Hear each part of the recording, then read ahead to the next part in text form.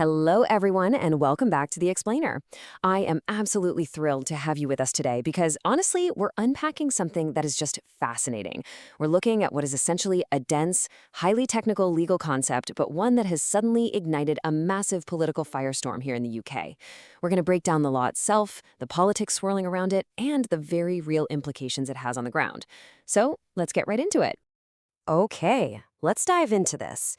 Why on earth is a piece of legislation from way back in 2010, the public sector equality duty, suddenly dominating the headlines? I mean, how did this become the focal point of a major political battle in 2026? Well, to really understand this, we have to look closely at where bureaucratic law crashes head-on into modern political pressure. Section 1. The new political flashpoint. So, fast-forwarding to the political landscape of May 2026, and the temperature is, well, it's scorching.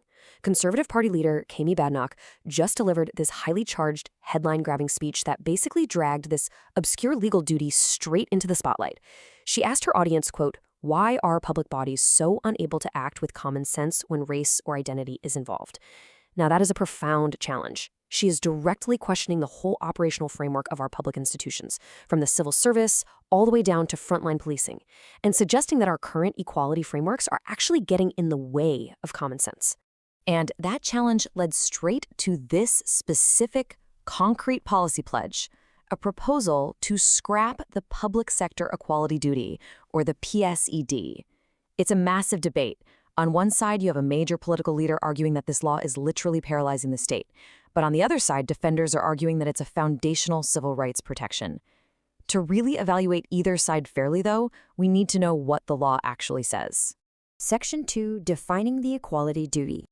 All right, let's step out of the political fray for a second and put on our neutral legal hats. The public sector equality duty lives in Section 149 of the Equality Act 2010. Essentially, it places a positive obligation on public authorities to consciously consider equality when they make decisions. And when this actually came into force in April 2011, it was a huge expansion of previous laws. It didn't just cover race, disability, and sex anymore. It expanded protections to include age, gender reassignment, pregnancy, religion, and sexual orientation.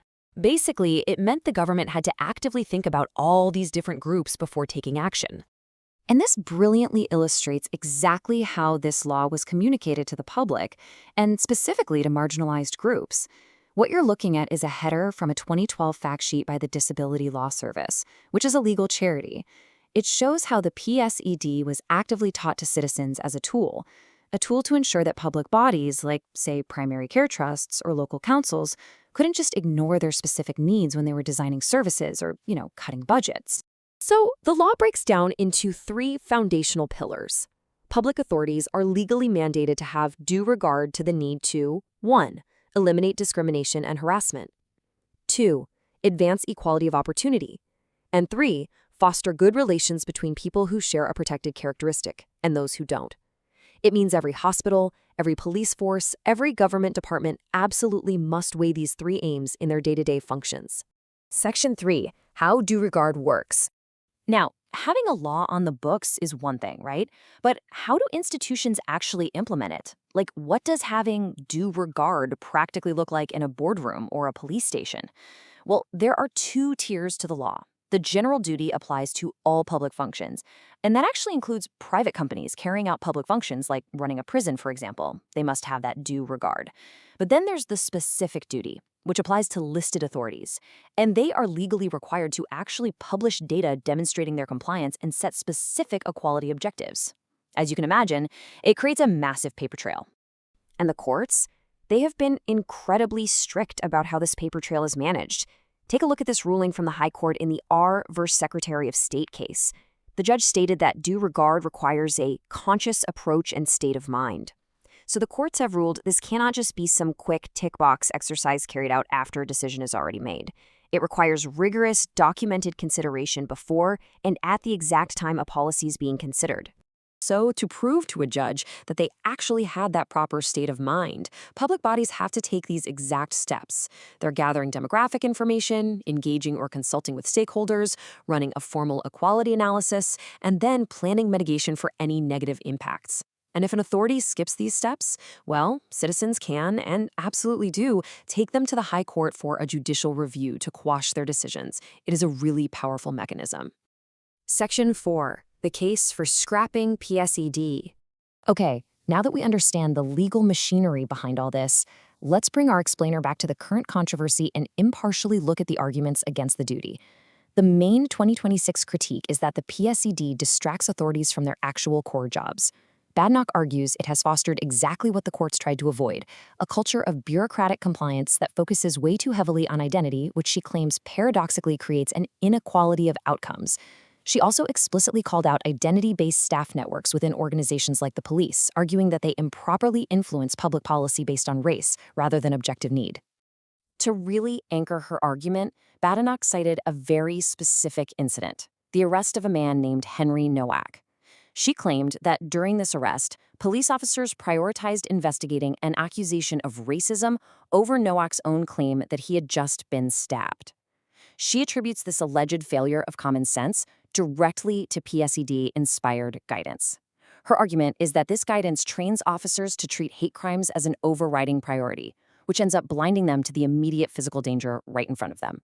Building on that whole theme of policing, she delivered this really striking quote regarding stop-and-search policies. She stated, quote, "I'm not going to run away from an outcry and allow other people's children to be killed just so I can have a quiet life." This really highlights her firm rejection of the notion that the police are institutionally racist. She argues that a fear of being accused of racism, which she says is fueled by this equality legislation, prevents authorities from intervening early to prevent violent crime, like knife crime, even if that means searching more minority youth. Section 5, the electoral battlefield. But, policies never exist in a vacuum. A quick look at the May 2026 local election results shows a series of really severe electoral blows for the Conservative Party.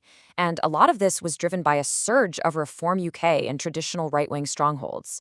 Just look at the numbers. In Essex, the Tories lost a staggering 41 seats, ending a 25-year reign.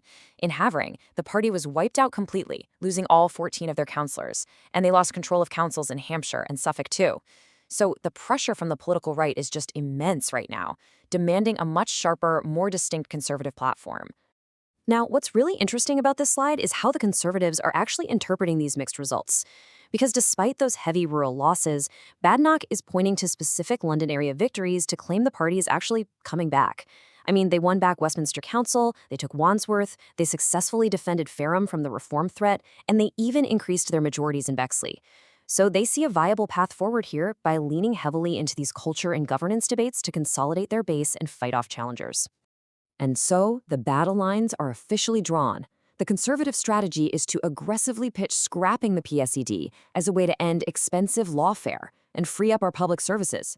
But, as you'd expect, the pushback is fierce.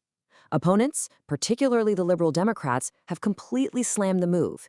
Daisy Cooper of the Lib Dems framed it as an economically and socially reckless distraction, even going so far as to call Badenoch's speech Liz Truss on steroids. Which leaves us with a final, absolutely crucial question to think about.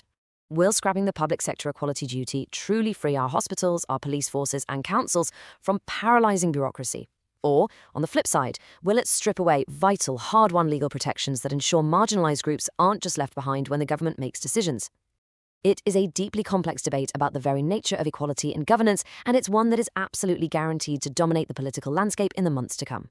Thank you so much for joining me on this explainer, and as always, keep questioning the world around you.